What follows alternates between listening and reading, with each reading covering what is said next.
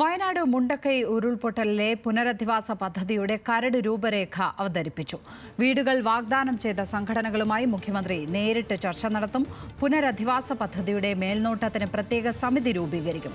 Township നിർമ്മിക്കാൻ ഉള്ള സ്ഥലം ഏറ്റെടുക്കുന്നതിന്റെ നടപടിക്രമങ്ങൾ വേഗത്തിലാക്കാനും മന്ത്രിസഭാ യോഗത്തിൽ തീരുമാനമെടുത്തു. കരട് പദ്ധതി രേഖ അടുത്ത മന്ത്രിസഭാ യോഗം വിശദമായി ചർച്ച ചെയ്യും. അർജുൻ രാജ് ചേരുന്നു തിരുവനന്തപുരത്ത് നിന്ന്. അർജുൻ, ഈ പുനരധിവാസ പദ്ധതി സംബന്ധിച്ച് എന്തൊക്കെ വിഷയങ്ങളാണ് ചർച്ചയായത്? കരട് രൂപരേഖയുടെ മറ്റു വിശദാംശങ്ങൾ എന്തൊക്കെയാണ്?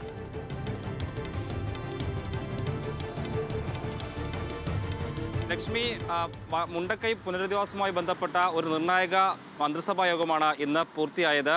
ചീഫ് സെക്രട്ടറി ശാരദാ മുരളീധരൻ പുനരധിവാസവുമായി ബന്ധപ്പെട്ട പദ്ധതിയുടെ കരട് രേഖ ഇന്ന് ഈ മന്ത്രിസഭാ യോഗത്തിൽ അവതരിപ്പിക്കുകയും ചെയ്തു.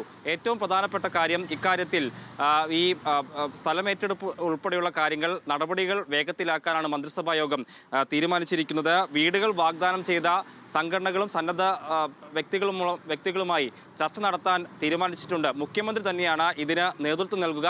38 സംഘടനകളുമായി മുഖ്യമന്ത്രി തന്നെ നേരിട്ട് ചർച്ച നടത്താൻ തീരുമാനിച്ചിട്ടുണ്ട്. ടൗൺഷിപ്പ് നിർമ്മിക്കാനുള്ള സ്ഥലങ്ങൾ വേഗത്തിൽ ഏറ്റെടുക്കാനുള്ള തീരുമാനം കൂടി ഇന്നത്തെ മന്ത്രിസഭാ യോഗത്തിൽ ഉണ്ടായിട്ടുണ്ട്. ഈ കരട് പദ്ധതി രേഖ അടുത്ത മന്ത്രിസഭാ യോഗത്തിൽ വിശദമായി ചർച്ച ചെയ്യുകയും ചെയ്യും. ആ യോഗത്തിലായിരിക്കും ഈ പ്രത്യേക മേൽനോട്ട സമിതി എങ്ങനെയായിരിക്കും, ആർക്കൊക്കെയാണ്, ഏതൊക്കെ തരത്തിലാണ് അതിൽ ചുമതല നൽകേണ്ടതെന്ന് എന്നതുൾപ്പെടെയുള്ള കാര്യങ്ങളിൽ അന്തിമ തീരുമാനം അടുത്ത മന്ത്രിസഭാ യോഗത്തിൽ ഉണ്ടാകും. ഇക്കാര്യത്തിൽ ഏകദേശം ഒരു ചെലവൊക്കെ പ്രതീക്ഷിക്കുന്നത് 750 കോടിയോളം രൂപയാണെന്നാണ് ഈ പദ്ധതി രേഖയിൽ നിന്ന് മനസ്സിലാക്കുന്നത്.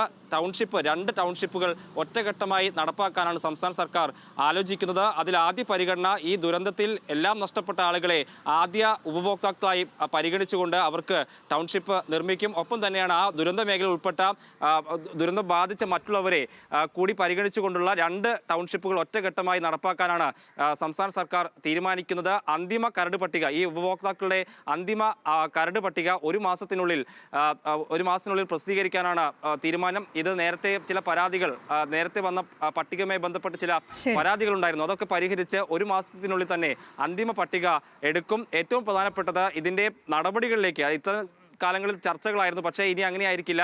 ഇനി ഏതൊക്കെ തരത്തിലുള്ള നടപടികളാണ് പ്രാരംഭമായി ചെയ്യേണ്ടത്, എന്തൊക്കെയാണ് എന്നത് സംബന്ധിച്ച തീരുമാനത്തിലേക്ക് സംസ്ഥാന സർക്കാർ കടക്കുകയാണ്. അതിലാദ്യം സഹായം തേടിയവരുമായിട്ടുള്ള ചർച്ചയാണ്. അതിന് മുഖ്യമന്ത്രി തന്നെ നേതൃത്വം വഹിക്കും. മറ്റൊന്ന് ഈ സ്ഥലം ഏറ്റെടുക്കുന്നതുമായി ബന്ധപ്പെട്ട കാര്യങ്ങളാണ്. അതിന് പ്രത്യേക മേൽനോട്ട സമിതിയുടെ നേതൃത്വം ഉണ്ടായിരിക്കും. അക്കാര്യത്തിൽ ബുധനാഴ്ച ചേരുന്ന മന്ത്രിസഭാ യോഗത്തിൽ അന്തിമ തീരുമാനവും വരും. ലക്ഷ്മി. അർജുൻ രാജ്, തിരുവനന്തപുരത്ത് നിന്ന്.